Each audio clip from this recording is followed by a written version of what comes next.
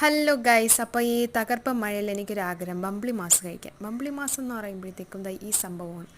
ഞാനിങ്ങനെ സെർച്ച് ചെയ്ത് നോക്കിയിരുന്നു അതിൽ എന്താണ് ആക്ച്വൽ നെയിം എന്ന് പറയുന്നത്. അപ്പോൾ പൊമീലിയോ എന്ന് പറയണുണ്ട്.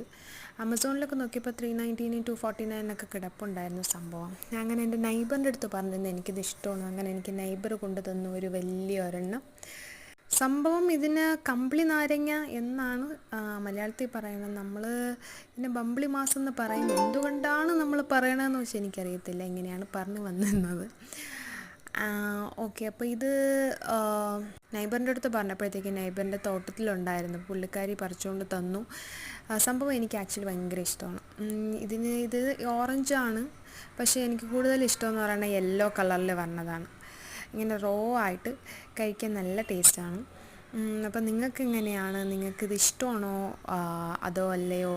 എങ്ങനെ കഴിക്കാനാണ് ഇഷ്ടമെന്നൊക്കെ ഒന്ന് കമൻറ്റ് ചെയ്യും. Okay, bye bye.